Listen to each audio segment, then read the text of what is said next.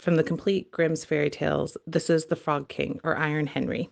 In olden times, when wishing still helped one, there lived a king whose daughters were all beautiful, but the youngest was so beautiful that the sun itself, which had seen so much, was astonished whenever it shone in her face. Close by the king's castle lay a great dark forest, and under an old lime tree in the forest was a well, and one day when it was very warm, the king's child went out into the forest and sat down at the side of the cool fountain. And when she was bored, she took out a golden ball and threw it high and caught it. And this ball was her favorite plaything. Now it so happened that on one occasion the princess's golden ball did not fall into the little hand which she was holding up for it, but on the ground beyond, and rolled straight into the water. The king's daughter followed it with her eyes, but it vanished, as the well was very deep, so deep at the bottom it could not be seen. At this she began to cry, and cried louder and louder, and could not be comforted. And thus she lamented, someone said to her, "What ails you, king's daughter? You weep so that even a stone would show pity."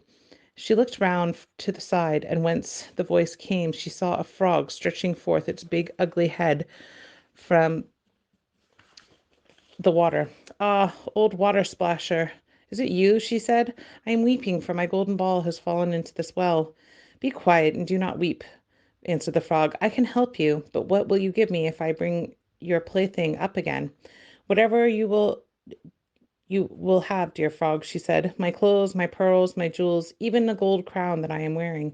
The frog answered, "I do not care about your clothes or your pearls or jewels, nor your golden crown. But if you will love me and let me be your companion and playfellow, and sit by you at your little table and eat from your golden plate and drink from your little cup and sleep in your little bed, if you will promise me this, then I will go down below and bring you your golden ball back up again."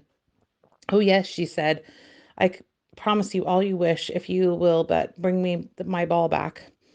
But she thought, "How's this silly frog does talk? All he does is sit in the water with the other frogs and croak.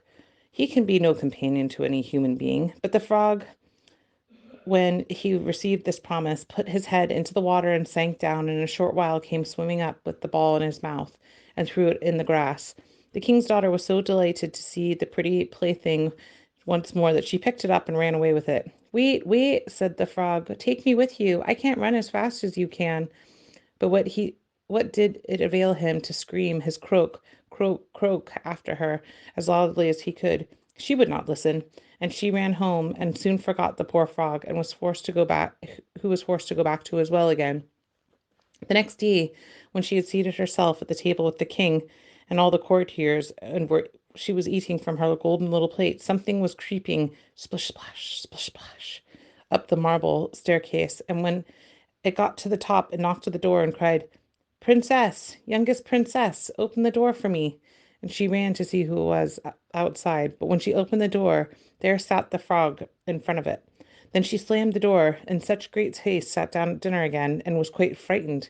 The king saw plainly that her heart was beating violently, and said, "My child, what are you so afraid of? Is it there perchance a giant outside who wants to carry you away?" "Oh no," she replied, "it is not a giant, but a disgusting frog." "What does the frog want with you?"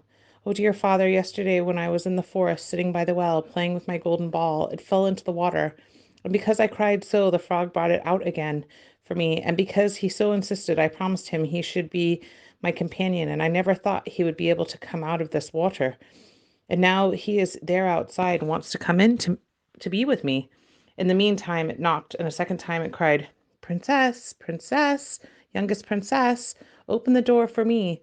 Do you not know what you said to me yesterday by the cool water of the well? Princess, youngest princess, open the door for me." Then the king said, "That which you have promised must perform. Go and let him in."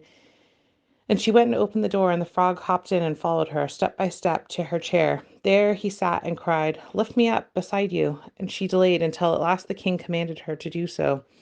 Once the frog was on the chair, he wanted to be put on the table, and then when he was on the table, he said, "Now push your golden plate nearer me so that we may eat together." She did this, but it was easy to see that she did not do it willingly. The frog enjoyed what he ate, but almost every mouthful she took choked her. At length he said, "I have eaten and I am satisfied.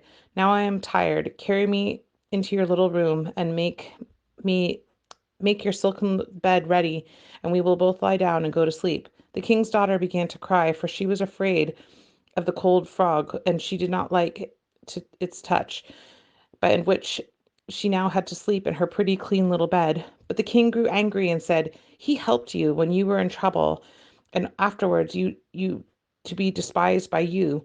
So she took hold of the frog with her two fingers and carried him upstairs and put him in a corner.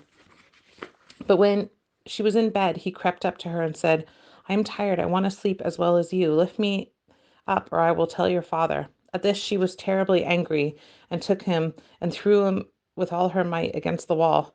"Now you will be quiet, you odious frog," she said. But when he fell down, he was no longer a frog, but a king's son with kind and beautiful eyes. He, by her father's will, was now hers, dear companion and husband. Then he told her how he had been bewitched by a wicked witch, and how no one could have delivered him from the well but herself, and that by tomorrow they would go together into his kingdom. Then she went to sleep, and the next morning, when the sun awoke, a carriage came driving the 8 white horses, which had a white ostrich feathers on their head, and were harnessed with golden chains. And soon behind them stood the young king's servant, Faithful Henry. Faithful Henry had been so unhappy when his master changed into a frog that he had caused 3 iron bands to be laid around his heart, lest it burst with grief and sadness. The carriage was to conduct the young king into his kingdom. Faithful Henry helped them both in, and placed himself behind again, and was full of joy because of this deliverance. And when they had driven a part of the way, the king's son heard a cracking behind him, as if something had broken. So he turned around and cried, "Henry, the carriage is breaking." "No, master, it's not the carriage, it's the band from my heart, which is put there in great pain when you were a frog and imprisoned in the well." Again and once again, while they were on their way, something cracked, and each time the king's son thought the carriage was breaking, but it was only the bands which were springing from the heart of faithful Henry, because his master was now set free and was happy.